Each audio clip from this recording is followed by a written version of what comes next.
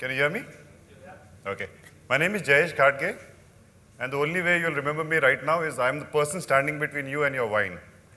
But I promise you that I'll host a very, very interesting conversation with my panel, which has been selected based on what we really wanted to discuss, and that's about experiences of our customers in the digital world. So without any further ado, I would like to invite my panelist, Belson Coutinho, Vice President, Marketing, E-commerce, Innovation, Jet Airways, Meenakshi Vajpayee, CIO, PVR, Josefa Ayajiwala, Head of Design, Tiny Owl.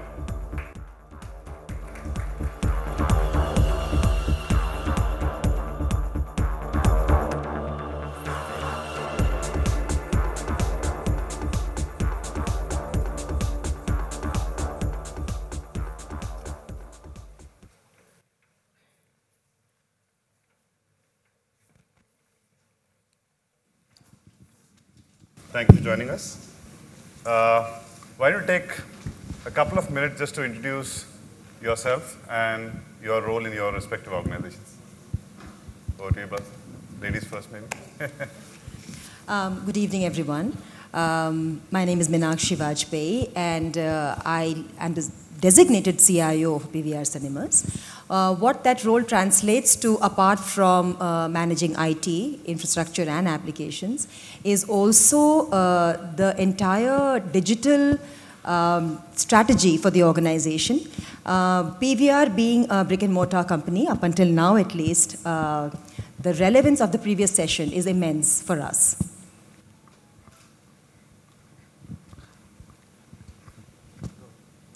Hi, I'm Josefa. I am a designer. I had design at Tiny Owl. Trying to build the simplest food experience and change the culture of food entirely. Besides that, I also help startups kind of deliver the next, shape the future through design. Hi, good evening. My name is Belson Coutinho, and I work with Jet Airways as a Vice President, Marketing, E-commerce, and Innovations, primarily managing the entire stream of digital, social, mobile, and I have a challenge on the other side to manage traditional marketing as well. And primary focus is how to use digital / technology to drive consumer experience, and that's the core of what we do as a part of the e-commerce function.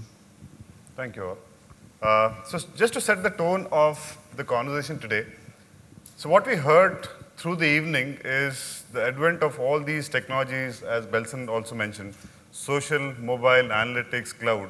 But what's really happening now is the convergence of all of this and businesses trying to deliver that experience to their consumer through use of all of these technologies.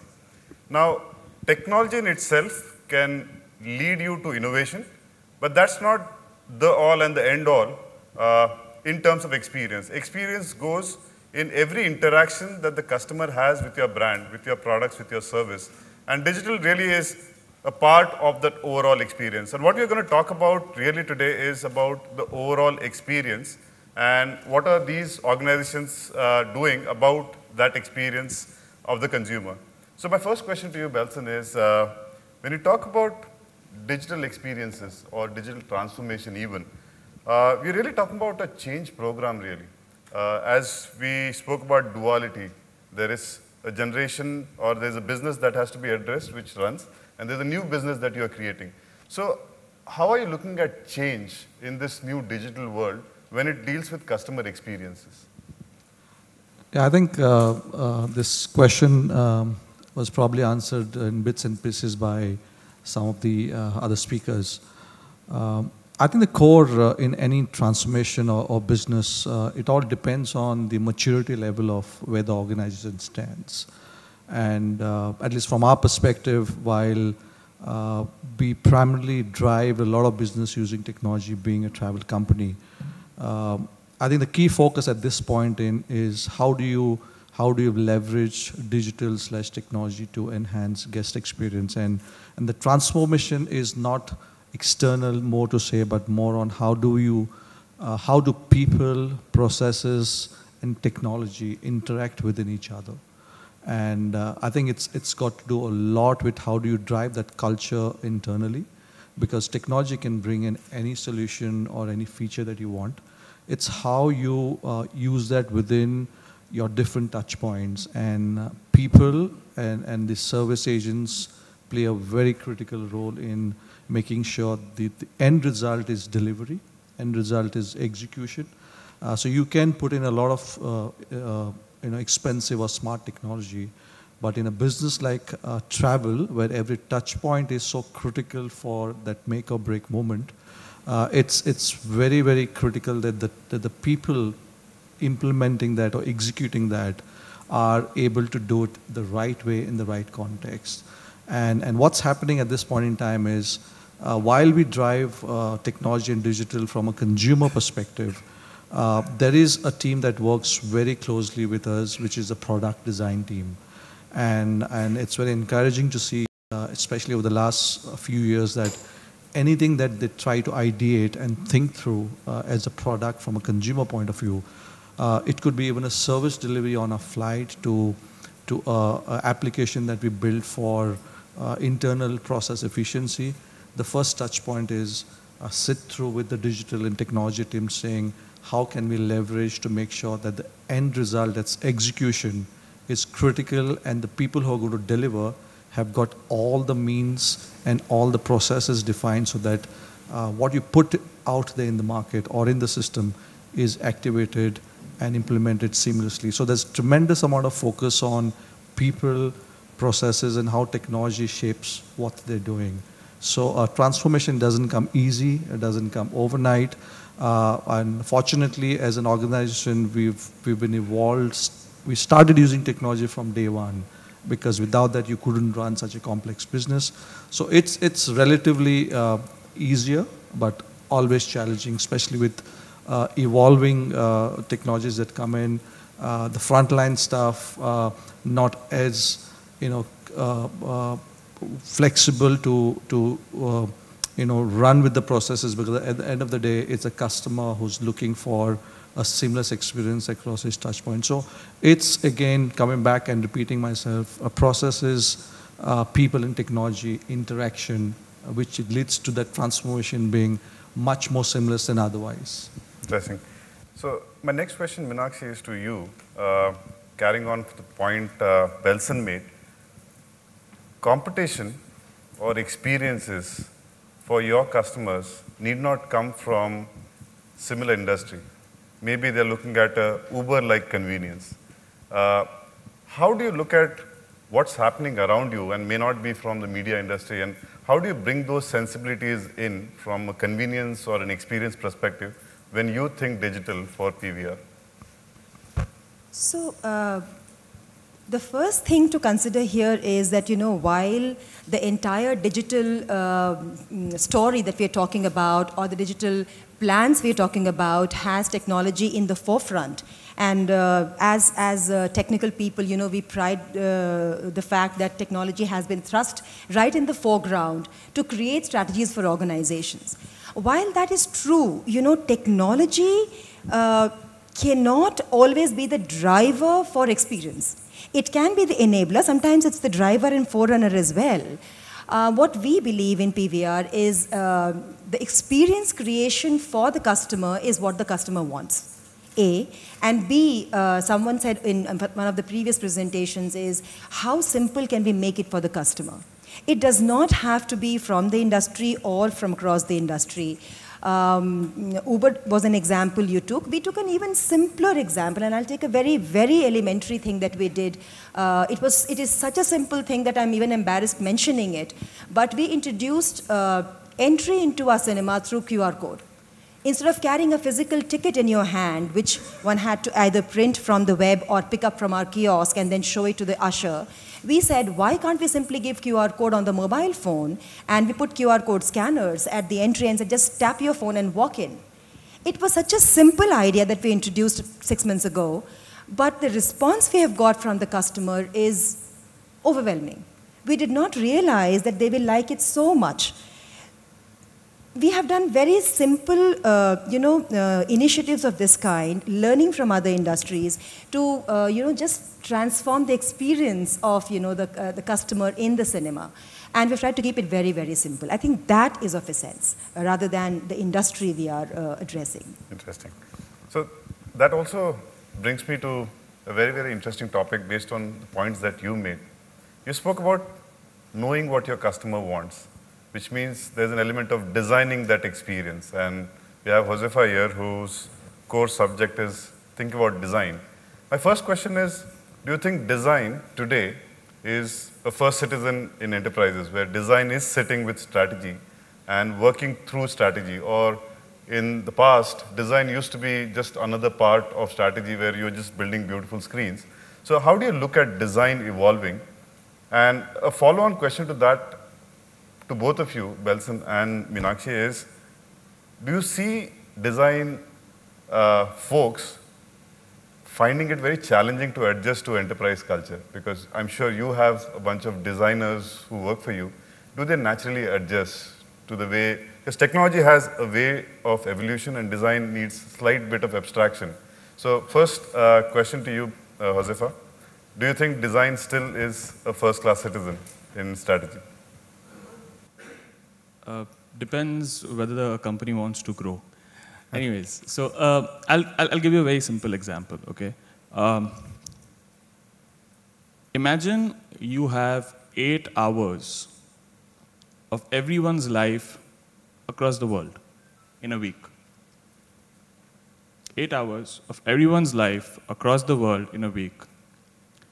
The kind of impact you can make is possibly much more than the President of America. And that's possibly what the designers at Google do, right? Now, when someone like a Google or a Facebook, and we had Facebook designers come over to our office to kind of find solutions, and whenever we think of solutions, when we think of growth as a startup, and we look at scale at an enormous level, we think of building solutions for 1 billion people, right? And if you were to think of building solutions for 1 billion people, you're thinking of solutions which are so simple that people just do not have any friction to adopt it. So let's say, for example, what made personal computers adopt, right? So what got Steve Jobs most excited, right? So it was not object-oriented programming, which a lot of people talk about technology, but it's about the GUI, right? The graphical user interface, which made the computer personal. It's the mouse, right? Now, no one kind of talks about, wow, mouse, such a great design, because the success of design is never known. It's almost invisible. So when design fails, it's known. When design succeeds, it's almost invisible. Similar to that, the next example was Apple, right? Again, doing a multi-touch. Right? Now, there were Palm phones which were there, but they were not so intuitive. Not everyone could use it. The moment you did multi-touch, and the entire company, the world's largest company, bet its entire stake on multi-touch, which was about iPod, iPhone. Now, a lot of design patterns change. You see material design, you see flat design, but multi-touch remains, right? If you look at Uber, what makes Uber amazingly scalable is that it's the thinnest platform between supply and demand. And what's made that is a combination of design and data sciences. To use data sciences to reseed design and to make it super, super simple for anyone to book a cab. And that's something which we're trying to do enormously well. But people need to realize that, so if you have a world, okay, imagine this entire world was built by engineers. There were no architects, there were civil engineers building the world for you. Would you be able to navigate the world? Right? You have to imagine virtual as a world by itself. people need to navigate that world. And you need to make it super, super simple. And it's far more difficult because it's social and it's omnipresent. And it's far more easier to design spaces which are physical. And you have a block itself for a limited people. So that kind of. So Belson and Meenakshi, so probably start with Belson. How easy or difficult is it to get designers and their philosophy come in when you're solving a problem with an engineering bent of mind? And how is the journey being working with designers? I think Josefa said it very, jokingly. If you don't try to attempt to do that, it's only because you don't want to grow. The way I look at it, and at least the way it's trending to evolve, is, so first of all, from a design perspective, a designer could be a guy who does, visual or graphic design. It could be a business analyst. It could be just somebody who just designs your architecture of an application. So I'm just putting everything into one common definition. There were days when you would send a brief to a designer sitting in your agency, and there would be lots of back and forths in design and execution. I think for us that changed quite a while ago, where we said the designers need to be with the business owners. What it means is those guys are embedded within the business thinkers. It lets you create solutions or create thoughts and ideas much more seamlessly and quickly, because we're all fighting for time to market. We're all fighting to react to the needs of a consumer. We all want applications to be designed yesterday. So I think it's evolving to such a stage where our thinking is you need to be embedded within, and as an airline, for example, our bread and butter is to fly planes. We don't invest in having designers or architects or application developers sitting on our roll. So it's always an agency that you would ride on. So it means a tremendous amount of sense for us to have them as a part of the whole, product design team or the product team. And it can only be getting better with them being a part of that embedded team going forward. And I see, at least from a travel and airline point of view, the way you're saying change, where I was just reading something yesterday on a BCG report where there will be a time where we talk about data and personalization. You will have to know what the consumer needs even before the consumer knows himself. And if you need to reach that stage, it's time that the speed of thought and design and ideation happens at such a fast pace, and that can only happen if the whole ecosystem, whether from the design to the business to the scoping to the analyst teams, sit together and not fragmented like it used to be generally otherwise. Sure. I'll take a little bit of different take on this, with your permission, of course, Nipa. So I have two instances to share here in this context. I'll refer back to the 10 Commandments. I was very impressed with that presentation. I'll keep going back to that. The 10th commandment said, thou shalt blur the line between offline and online. While we've been talking more only in the online context, I believe that digitization of the offline spaces, the physical spaces, has an element of design as well. So for example, if I'm putting something up in the cinema, I'll take the same example again. If I'm putting up a podium for QR code scanning, I need to be able to smartly design the path the customer will traverse to get there and how easy or difficult I can make it for them. That was one point I wanted to make, that we sometimes make a very beautiful design for a digital solution, but we forget the actual execution of that in the physical space. That element I want to highlight. And the second one is an interesting story in the online space. ThoughtWorks was helping us design our app. And they came back with two solutions, two different options. Now I hate options, because I want both. So I told them, why can't I have both? I like both of them, please give me both. So they said, you can't do that. I said, of course you can do it. Let's see, plug this here, and I tried to create something from them. It made it obviously immensely complicated.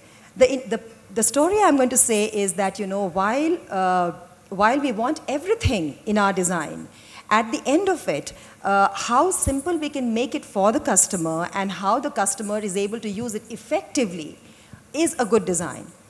We don't employ designers in our team, Jayesh, specifically to your point, because we don't do in-house development. We rely on partners like ThoughtWorks to do it for us. But the take on how we interact on design can sometimes be very, very interesting in the PVR context. I just want to add to Sure. that, and since she talked about this point, so it's just not about embedding designers and the stakeholders within to see how we can push the envelope to the next level. And I promise I'm not using ThoughtWorks because I've been asked to do it, but when we started our project with ThoughtWorks a year ago, while we used every past experience and feedback that we got in redesigning the web experience and mobile and everything, we made sure that we had consumers who've been constantly talking to us also be a part of this whole design experience. And it was amazing. And we said, we have, even if it's going to take a little longer time to get their inputs and put them into the system, we would rather do that. And what came out of that was the consumers really want to drive the way the brand wants to showcase or execute the solutions or features that they build. Yeah. And it does two things, right? It gives you a perspective from an external viewpoint, which we sometimes very often forget when we do designing, that we feel what we know is the best. And secondly, what it does is it creates sort of ambassadors or advocates that who feel that they're part of this solution and ecosystem, and today after going live, when we go back and tell them we've done this, they take pride in saying that I was a part of that process. So I think that's another dimension that I thought I should. Absolutely.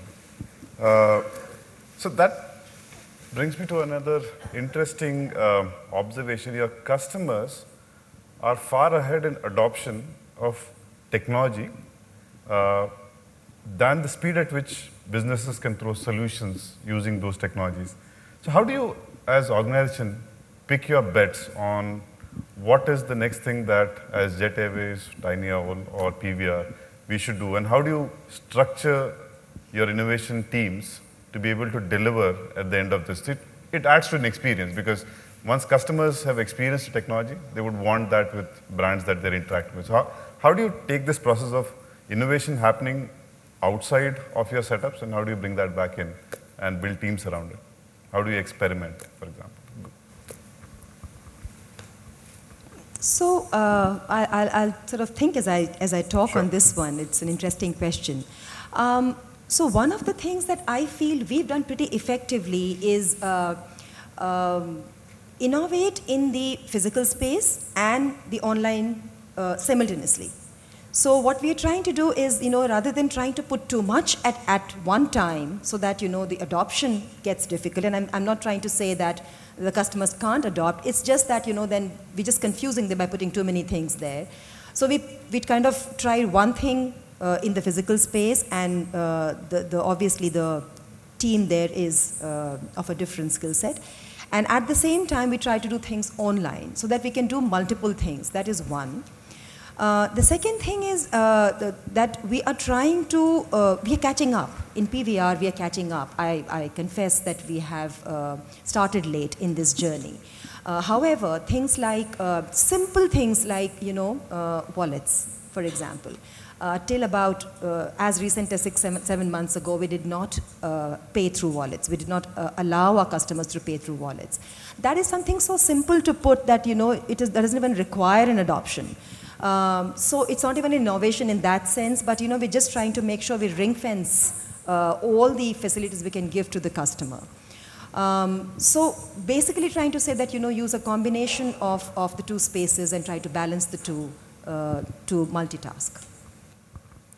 Josefa, yours is a much smaller setup, much easier to innovate in, but just want to hear your story. How do you innovate at the speed of your customers' tech adoption?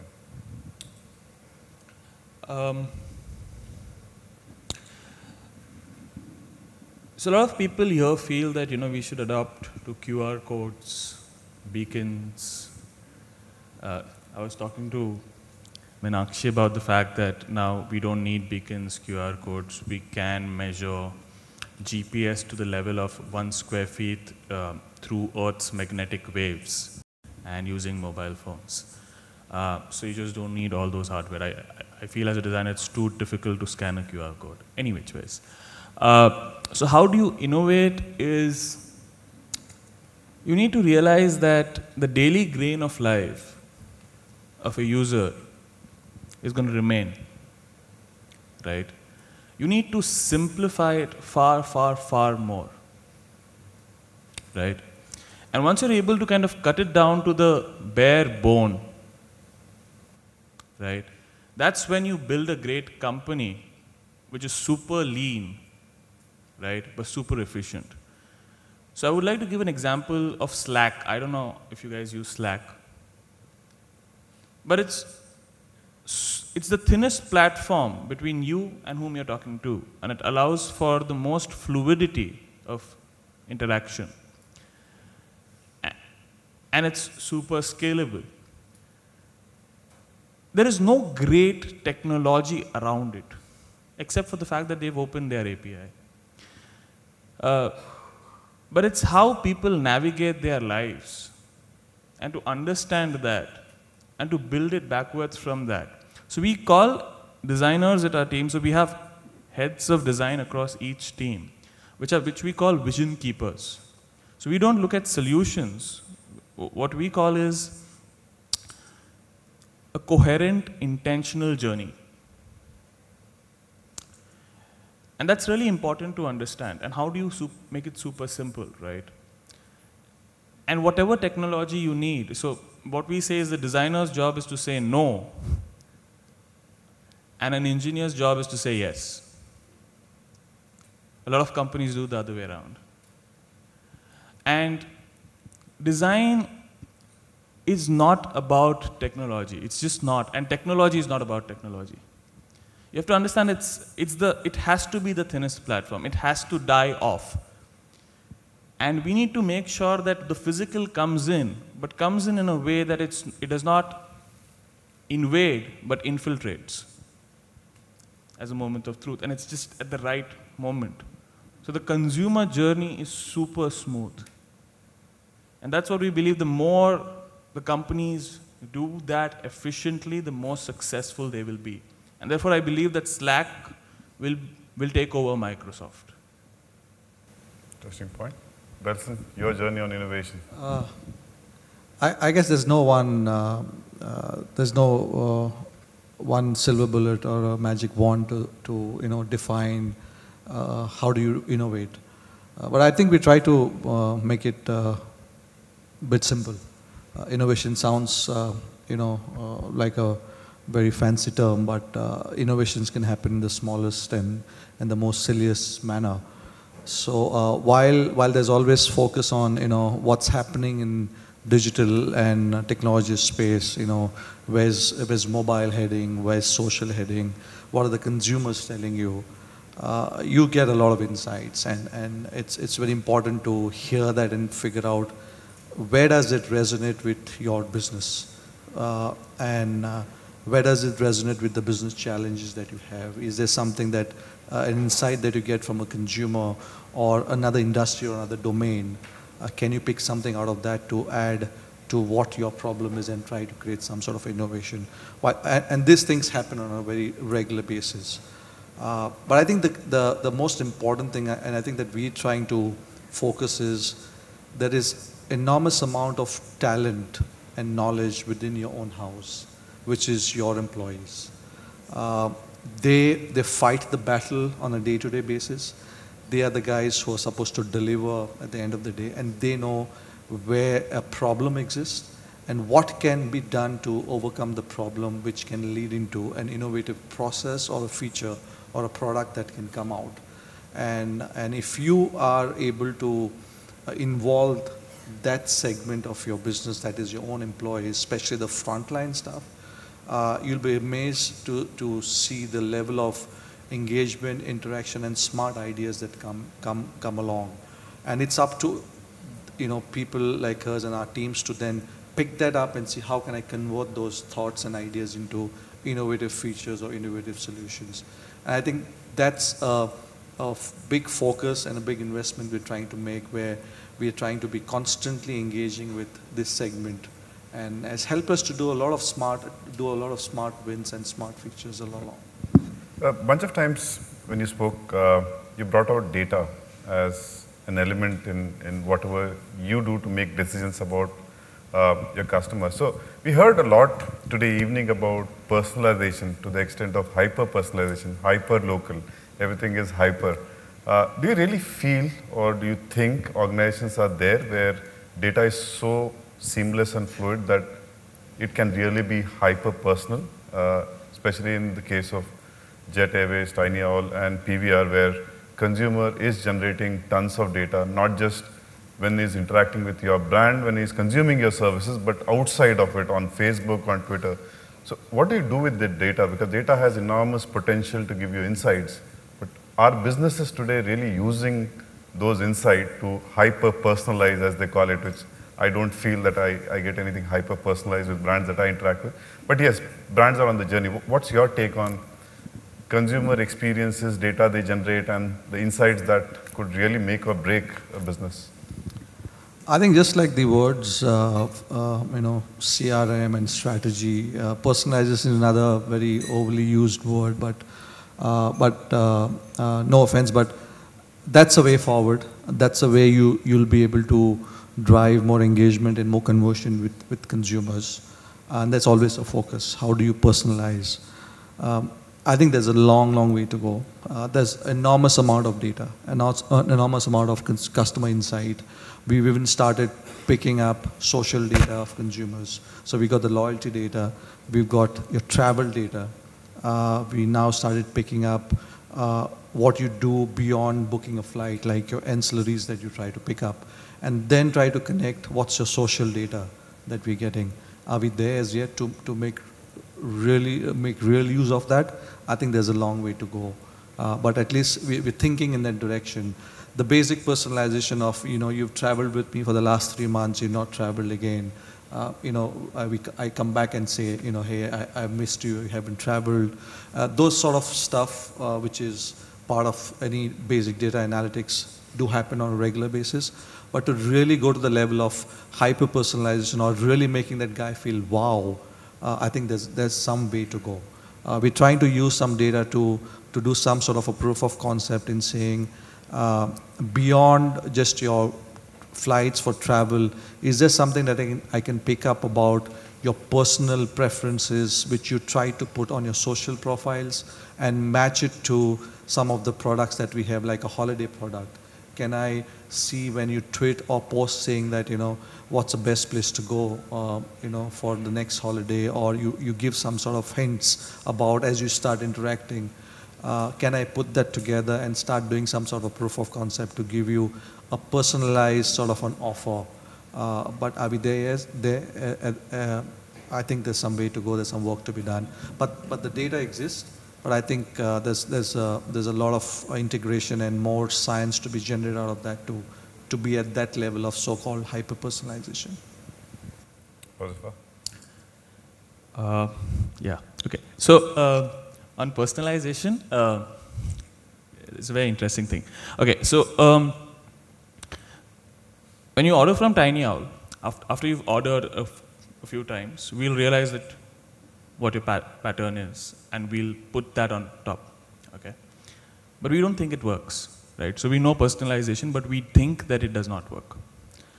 The idea is that you have to be simple, but not monotonous,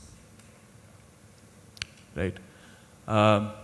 Let's say social, right? So if Belson and me are great friends, we might have different tastes in music, right? And in food. So does social graphs mean anything to me? Right? It doesn't. We have something called as affinity graphs.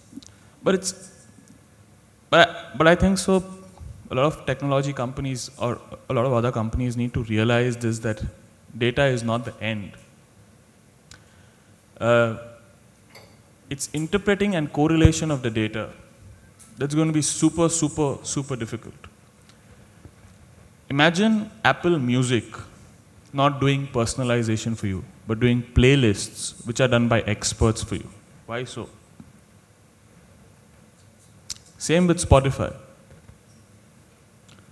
They have all the tools to realize what you want, but they don't want to do it. Because that's not an enduring experience that you can give. And again, like kind of coming back to the vision keepers concept is to realize these very anxieties of what the users would want, which they cannot talk about. They would never say that, oh, I don't want it, because they are ordering that. But somewhere, listening to the same music every day wouldn't be quite desirable for you. Similarly with having food, right? So I think so when you look at like data or personalization or technology, you need to kind of again relate it back to how the consumer behavior is, right? We do a lot of understanding of how food has evolved over thousands of years, from where it was a need to a desire. Right? And therefore now time being super, super important. And so for example, if you were to take an architect as an analogy for a designer, so architect works with a material scientist, a civil engineer. So that's the same way we look at design, working with data scientist, engineering, product manager, and operations, to build that lean experience, but at the end, build an experience which can be enduring, simple, and scalable. So that's how we look at data. I was reading an article this morning in my flight. I was reading an article. It was actually, the context was different. It was about some medical science studies. Had a very simple quote. That's why it stayed with me. Because of its simplicity, it stayed with me. It said, more and more research is happening in this area to understand why it happens. And then it said, the challenge is not, in quotes it said, knowing more about the disease. The challenge is what to do with the more. So I think sometimes we overcomplicate the knowledge that we have, and we overcomplicate what we want to do for the customer.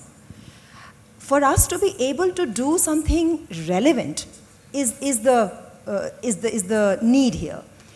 How do we define relevance here again? It is not necessary that we draw social graphs, for example. It is not necessary that we go through mounds of data to create something fantastic for the customer. I think it's important to understand what the consumer wants or what the consumer expects us to do. I'll take a simple example here again. We have this really high-end patron who comes into our director's cut cinema, which is our really top-end, top-notch cinema, expensive. He made a very a comment which really rattled us. He said, I come to your cinema on an average 2 to 3 times a month, spend an obnoxious amount of money with you guys. You have not even given me a kernel of popcorn free. Now that high-end customer, his expectation of a free popcorn really kind of, shocked us.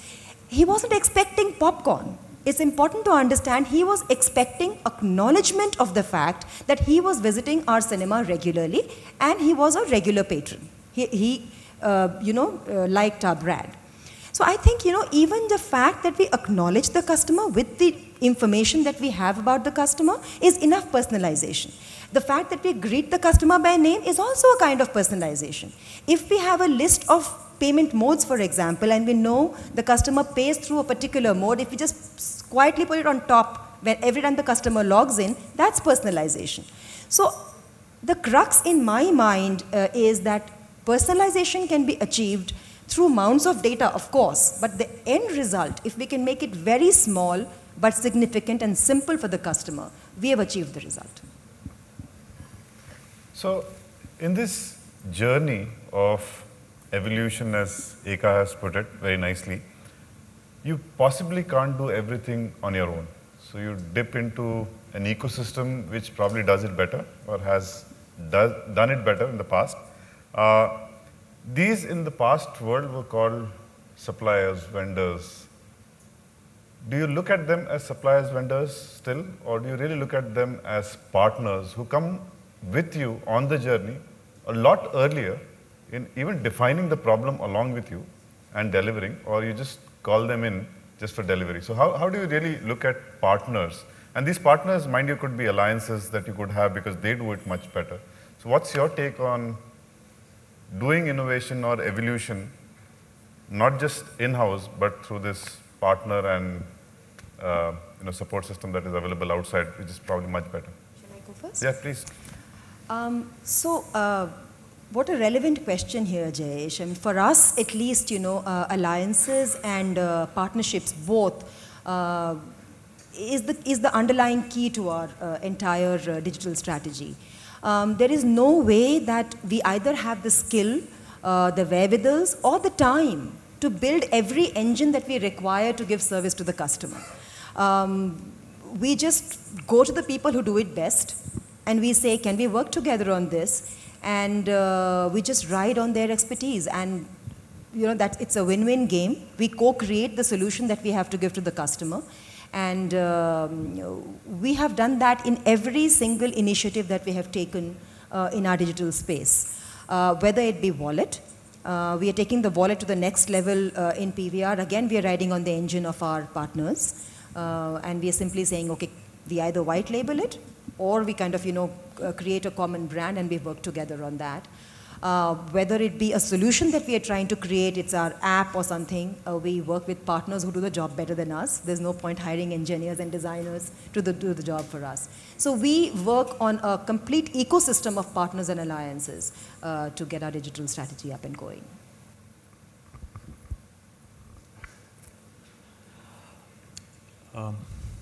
Okay. So, in our case, we wouldn't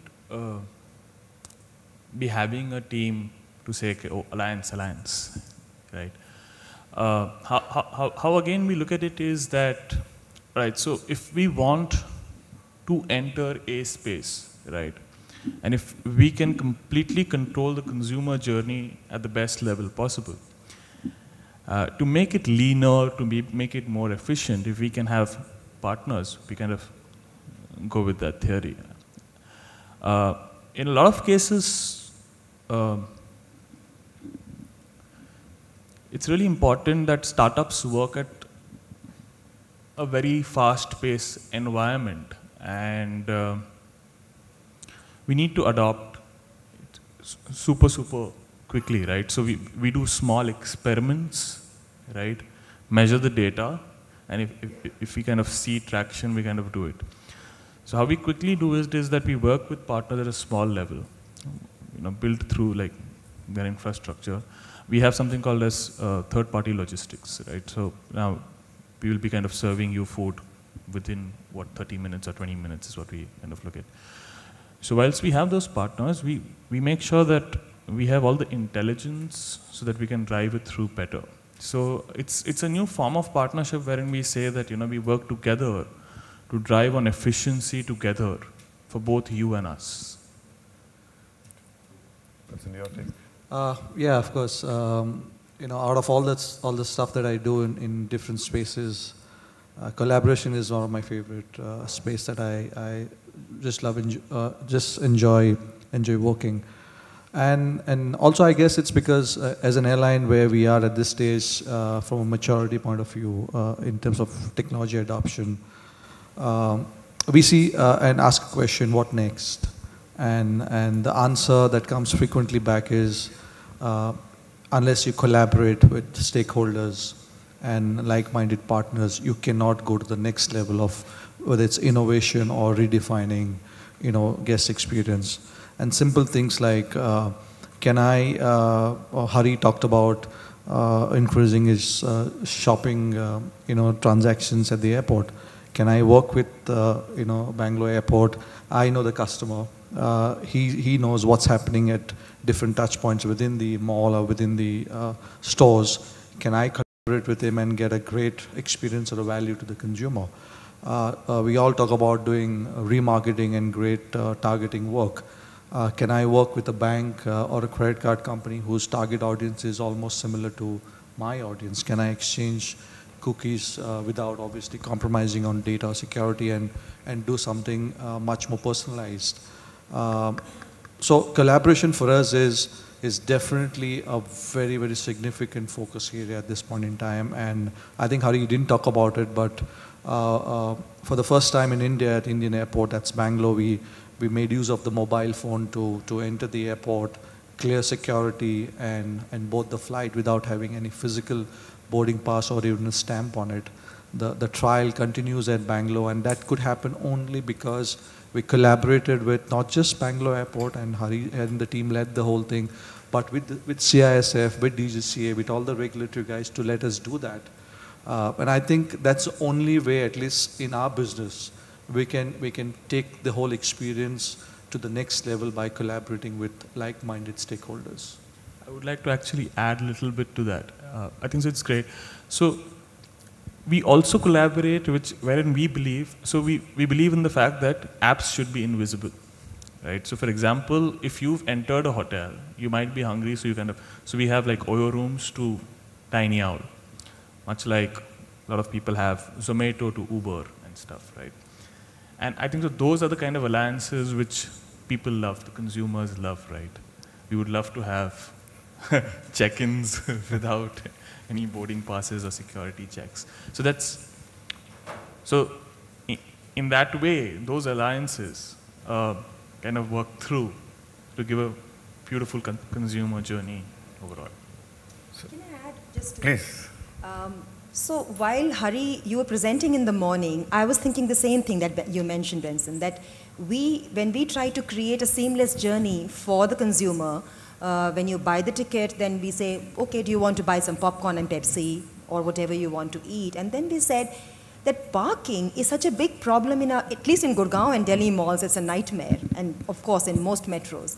And we said, can we tie up with Uber or Ola, for example, and then give them an opportunity to book a cab right there, at the time the cinema starts. So that's an end-to-end kind of journey that you were also talking about, getting off from the airport into the bus and so on and so forth.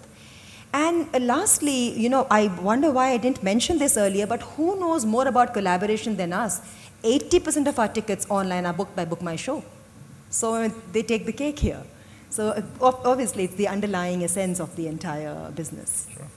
So I would like to end this interesting discussion on experience by adding a 11th commandment to Nag's presentation. Thou shalt blur the lines between businesses, fly from Bangalore airport, using Jet Airways, order food through Tiny Owl, and eventually go and watch a movie at PVR. And the customer data just flows seamlessly between businesses. Thank you very much. Thanks. Thanks.